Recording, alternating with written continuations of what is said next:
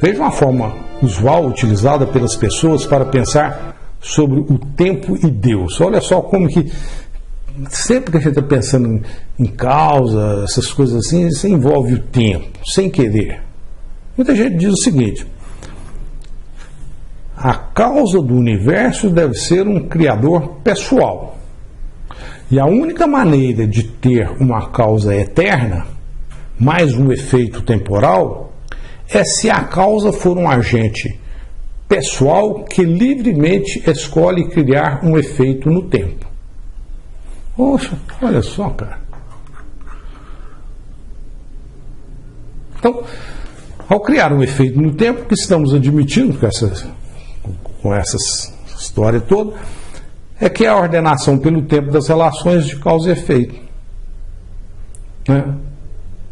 Efeito no tempo. Você está ordenando relações de causa e efeito. Ou seja, causa tem que vir antes do efeito. Mas aí tem um problema, veja bem, os lobos da planície voltam a morder nossos calcanhares. Não dá para ficar usando o tempo para raciocinar de qualquer forma, meu amigo. Isso mesmo. Pois o tempo é algo material do nosso mundo físico. E a gente não sabe direito o que é isso. No caso do nosso raciocínio, como as sequências de números, né? No caso desse nosso raciocínio, com as sequências de números, é como se esse criador pessoal estivesse no plano, fora, olhando para a sua criação na reta real. Né? E lá na reta real, onde temos tempo, aí sim, ordenamos as relações de causa e efeito. É estranho, né? E aí a gente fica olhando para os lados, né, para ver se tem algum lobo por perto. Mas enfim, o que eu quero dizer é o seguinte: cuidado com a ideia de tempo. Leia, por exemplo, a Quinta Confissão de Santo Agostinho, para você ter uma ideia de como entender o tempo é desafiador. Não fique usando o tempo de forma desavisada. E sobre o tempo, cara, olha, desde Aristóteles, muitos né, tentaram representá-lo de alguma forma. Por exemplo, como algo discreto, um conjunto fortemente ordenado de pontos discretos. Bom, pontos numa reta de números, né, os inteiros, 0, 1, 2, 3, 4, 5, é coisa discreta. Não dá certo. Até Aristóteles percebeu isso. Chegou ao que chamamos de aporia, um beco sem saída. Mas e se o tempo for representado como algo contínuo, como a reta dos números reais, por exemplo? Bom, nesse caso, trocamos de problemas. Representamos o tempo, que não sabemos exatamente o que é, pela reta real, que também não sabemos exatamente o que é. Conclusão de tudo isso: o tempo e o infinito são coisas desafiadoras. Observe, por exemplo, a representação de causas e efeitos no mundo que estamos considerando. Primeiro uma sequência infinita, depois uma sequência infinita de sequências infinitas, depois o plano, que também é infinito. Esse infinito, coisa que não entendemos adequadamente. Portanto, cuidado com essa história de ficar concluindo apressadamente coisas que envolvem o infinito, pois aí, nesse caso, os lobos estarão sempre aí. E quando a gente fala do infinito,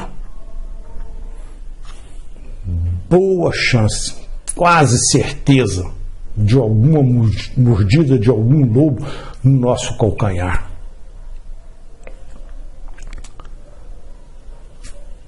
Veja um outro raciocínio comum que envolve o infinito. Olha só, estamos falando do infinito, né?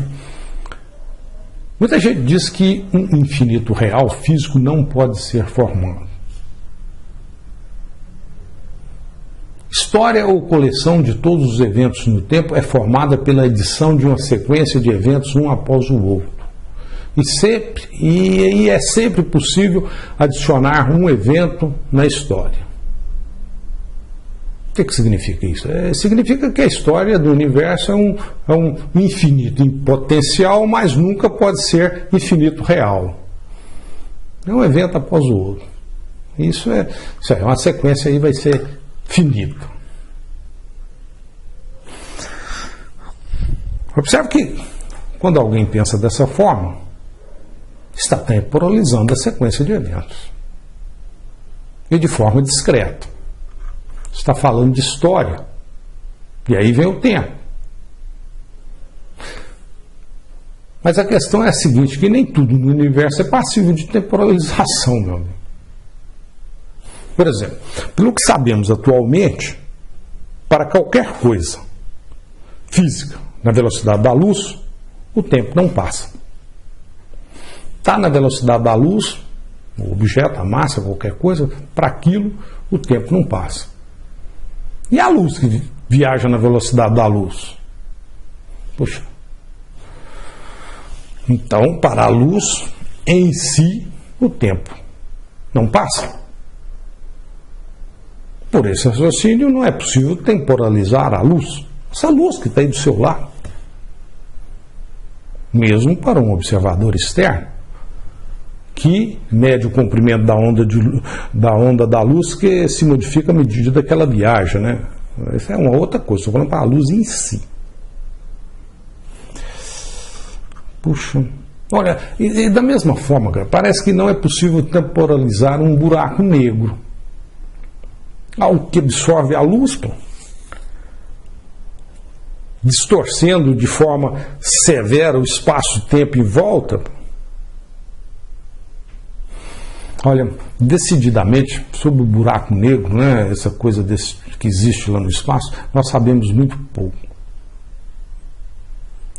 E sabemos muito pouco do que acontece lá. Então, cuidado com o tempo. Essas afirmações também dizem que há um infinito físico. Essas afirmações que a gente acabou de falar aí, né? Infinito físico, cara.